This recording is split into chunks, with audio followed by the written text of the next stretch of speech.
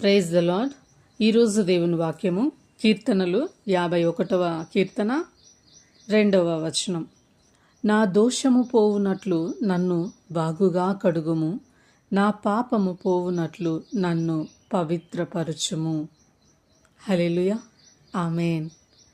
మనం కూడా ప్రతిరోజు ఈ 2 లైన్లని పలకాలండి. ఎందుకంటే మన జీవితంలో కూడా మనము ఎన్నో పొరపాట్లు, ఎన్నో తప్పులు చేస్తూనే ఉంటాం. మన చూపు ఒక తప్పు చేస్తుంది, మన తలంపు ఒక తప్పు చేస్తుంది, మన చేతులు, మన శరీరం అంతా కూడా తప్పు చేస్తూ ఉంటుంది. మనకు తెలియని రీతిగా ఆటోమేటిక్గా చూడకూడనివి మన కళ్ళు చూస్తూ ఉంటాయి. తలంపులు కూడా మనము ఊహించకుండానే వెళ్ళిపోతూ ఉంటాయి. తప్పుడు ఆలోచనలు మన హృదయంలోనికి వస్తూ ఉంటాయి. సో ఈ విధంగా మనం ఎన్నో తెలియక చేస్తూనే ఉంటాం, మన స్వాధీనంలో ఉండకుండానే. ఎందుకంటే మనము ఈ లోకంలో ఉన్నాం. ఈ లోకపు సాతాను ఉచ్చులో మనము ఇరుక్కుపోయి బలహీన స్థితిలో ఉంటాం. అటువంటి సమయంలోనే దేవుని సహాయాన్ని మనం కోరుకుంటూ దేవుడు యొక్క వెలుగులో మనం ఉన్నట్లయితే ఈ చీకటి ప్రభావము మన మీద పడదు.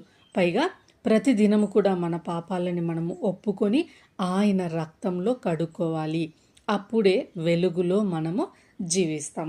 ఇక్కడ దావీదు మహారాజు అదే చెప్తున్నాడు. మనకి పైన లైన్ చదివితేనే 51వ కీర్తన అనే దగ్గర మనకి బైబిల్లో ఆ 2 లైన్లు చదవగానే ఇది ఏ సందర్భంలో జరిగినది అని మనకు అర్థమవుతుంది. దావీదు బెత్షెబా యొద్దకు వెళ్ళిన తరువాత నాతాను ప్రవక్త అతని యొద్దకు వచ్చినప్పుడు అతడు రచించిన కీర్తన అని మనకి సమూయేలు 2వ గ్రంథంలో చదివినప్పుడు 11, 12 అధ్యాయాలలో మనకి కనిపిస్తుంది. ఆయన దావీదు మహారాజు ఒక మానవుడిగా, సామాన్య మానవుడి యొక్క లాగా ఆలోచన కలిగినటువంటి ఒక వ్యక్తి కాబట్టి ఆయన ఏం దేవుడు కాదు కదా. సో నార్మల్ ఒక వ్యక్తి చేయకూడని తప్పు చేశారు. సో మనకి ఇక్కడ ఏముంది, దేవుడు ఆజ్ఞలు 10 ఆజ్ఞలలో నరహత్య చేయకూడదు, తర్వాత నీ పొరుగు వానిది ఏది ఆశించకూడదు. సో ఇవి 2 ఆయన చేశారు కదా అండి. ఏం చేశాడు? పొరుగు వాని భార్యను ఆశించాడు. ఆ తప్పును కప్పిపుచ్చుకోవడానికి నరహత్యను చేయించాడు, మనుషులతో చంపించాడు యుద్ధంలో. సో ఇవి 2 ఆయన చేసినటువంటి తప్పులు. ఈ తప్పులు అంటే ఆ మిగిలినవన్నీ చాలా కరెక్ట్గా ఉన్నాడు, చాలా భయభక్తులు కలిగినటువంటి వ్యక్తి. ఈ చేసినటువంటి ఈ ఒక్క మహాఘోర పాపం వల్ల దానిని బట్టి ఇంకొక తప్పు, 2వ ఆజ్ఞ మీరాడు. సో వీటిని బట్టి దేవునికి దూరం అయిపోతూ ఉంటే తన పిల్లల్ని ఎప్పుడు దేవుడు విడువడు, ఎడబాయని దేవుడు కదా అండి మన దేవుడు. దావీదు గారు అలా పాపంలో పడిపోవడము దేవుడికి ఇష్టం లేదు. గద్దించడానికి ప్రయత్నం చేశారు. అయితే కొంతమంది ఆ గద్దింపును స్వీకరించరు, మరి కొంతమంది స్వీకరిస్తారు. దావీదు గారిలాగా మనం కూడా గద్దింపును స్వీకరించాలండి. నాతాను ప్రవక్త వెళ్ళి గద్దించగానే అవునయ్యా నేనే ఆ తప్పు చేశాను అని బహిరంగంగా ఒప్పుకున్నాడు.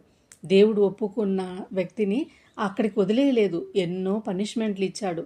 పరిగెత్తుకుంటూ తిరిగాడు, ఇంటివారు తరిమారు, శత్రువులు తరిమారు, అరణ్యంలో గుహలలో తిండి నీళ్లు లేక మహారాజు సింహాసనం మీద నుంచి నేల మట్టిలో పడుకునే వరకు, ఎంత దుస్థితి వరకు అంటే దేవుడు ఒకరిని ఒకలాగా చూసే దేవుడు కాదండి. అందరికీ సమానమైనటువంటి తీర్పు, సమానమైనటువంటి ప్రేమ, కరుణ. ఆయన కృపామయుడు. అయితే ఆయన దగ్గరికి వచ్చి హృదయపూర్వకముగా ఒప్పుకున్న వారికి తప్పక రక్షించే దేవుడుగా ఆయన ఉన్నాడు అనడానికి మనకి ఈ బైబిల్ గ్రంథంలో ఎన్నో గొప్ప విషయాలు రుజువులుగా ఉన్నాయన్నమాట. సో ఇక్కడ మనకి ఇచ్చినటువంటి ఈ 2వ వచనాన్ని మనం గమనించినట్లయితే, నా దోషము పోవునట్లు నన్ను బాగుగా కడుగుము. ఏదో క్యాజువల్గా సారీ అండి అని చెప్పడం లేదు. ప్లీజ్ నన్ను క్షమించండి, దయచేసి నన్ను క్షమించండి, నేను చాలా తప్పు చేశాను అని ప్రాధేయపడుతూ ఒక వ్యక్తి దగ్గరికి వెళ్ళి ఎలా అయితే అడుగుతారో అలా. ఏదో క్యాజువల్గా మొహమాటం కొద్ది సారీ చెప్పడం అది వేరే. నన్ను క్షమించు ప్రభువా అని అనడం లేదండి. నన్ను బాగుగా కడుగు, నన్ను కడుగయ్యా, నన్ను కడుగు, నన్ను సోపు బ్రష్ వేసి ఉతుకు అని చెప్తున్నాడు. నిజమే అండి. అంత ఒప్పుకున్నాడు కాబట్టి నిజంగానే దేవుడు ఆయనను ఉతికాడండి, బండకేసి కొట్టాడండి, బాగా నలిగిపోయాడండి. నలిగిన హృదయంతో దేవుణ్ణి ప్రార్థించాడు. ప్రతి క్షణం నా పాపాన్ని ఒప్పుకుంటున్నా, నా పాపాన్ని ఒప్పుకుంటున్నా అని ఆయన చనిపోయే వరకు కూడా ప్రతి దినము కూడా ఆయన పాపాలను ఒప్పుకునేవాడు అని మనకి కీర్తనలు చదివితే అర్థమవుతుందండి. సో ఇక్కడ నా దోషము, నేను ఏదైతే దోషం చేశానో ఆ దోషం పోవునట్లుగా నన్ను బాగుగా కడుగుము అంటున్నాడు. రెండవదిగా నా పాపము పోవునట్లు నన్ను పవిత్రపరచుము అని. అర్హత లేకుండా పరిశుద్ధ స్థలంలోనికి, అంటే దేవునితో సహవాసానికి కూర్చోకూడదు, నేను అపవిత్రమైపోయాను, నేను పాపం చేశాను, నేను ఆజ్ఞ అతిక్రమించాను అని చెప్తున్నాడండి. కొత్త నిబంధనలో మనకి యోహాన్ గారు రాసిన మొదటి పత్రికలో 3వ అధ్యాయం 4వ వచనంలో ఆజ్ఞ అతిక్రమమే పాపం. మరి ఈ 2 ఆజ్ఞలు మీరాడు కదా అండి, దానికి ఏంటిది? సో దానికి పరిష్కారం ఏంటిది అంటే అదే యోహాన్ గారు ఇంకొక మాట రాశాడండి. మొదటి అధ్యాయము 7వ వచనంలో మనం గమనించినట్లయితే అక్కడ ఆయన క్రీస్తు ప్రభుల వారు వెలుగులో ఉన్నారు కాబట్టి ఆయన పిల్లలుగా మనం కూడా వెలుగులో నడిచిన ఎడల ఆయన రక్తము మన ప్రతి పాపము నుంచి పవిత్రపరుస్తుందండి, ప్రతి పాపము నుంచి మనకు విడుదలనిస్తుందండి. కాబట్టి అక్కడ మనము ఒప్పుకోవాలి. ఒప్పుకుంటే మనకి విడుదల, రక్షణ, పాప క్షమాపణ దొరుకుతుంది అని యోహాన్ గారు రాసిన పత్రికలో మనము తెలుసుకోవచ్చు. అదేవిధంగా మనకి జకర్యా గ్రంథంలో కూడా ఒక మాట ఉంటుందండి. జకర్యా గ్రంథంలో 13వ అధ్యాయంలో 1వ వచనంలో ఎంత చక్కని మాట చూడండి. మనకి అక్కడ ఆ దినమున పాపమును అపవిత్రతను పరిహరించుటకై దావీదు సంతతి వారి కొరకును యెరూషలేము నివాసుల కొరకును ఊట ఒకటి తీయబడును. హల్లెలూయా. ఇది ప్రవచనం అండి. ప్రవచనం రూపంలో ఇక్కడ దేవుడు ముందుగా ఈ మాటను ఎంత చక్కగా రాస్తున్నారు చూడండి. ఒక ఊట ఉందంట, దావీదు వంశస్థుల కొరకు, యెరూషలేము వారి కొరకు అని. వారికి మాత్రమే కాదు, కానీ ఈరోజు కొత్త నిబంధన ప్రకారము మన అందరికీ కూడా, అన్యులమైనటువంటి మన అందరు, కేవలం దావీదు వంశస్థులకి మాత్రం కాక దేవుని కృప వలన ఈరోజు మనము అందరము కూడా, మనకందరి కోసము కూడా ఆ ఊట ఒకటి కలదండి. ఏంటిదండి ఆ ఊట? యేసయ్య సిలువలో కార్చినటువంటి ఆ రక్తపు ఊట అండి. ధారలుగా కారినటువంటి ఆ రక్తం అండి. నేటికి కూడా మన కొరకు ఆ రక్తము మన కొరకు ఎదురు చూస్తోందండి. మనల్ని పరిశుభ్రపరచడానికి, మనల్ని హిస్సోపుగా కడగడానికండి. హిస్సోపు ఆయన రక్తము, ఆయన వాక్యము, ఆయన రక్తంలో మన పాపాలని ప్రతిదినము కూడా మనము కడుక్కోవాలి. ఆ ఊట మనందరి కొరకు సిలువలో యేసయ్య కార్చినటువంటి రక్తమే అని మనము గ్రహించుకోవాలండి.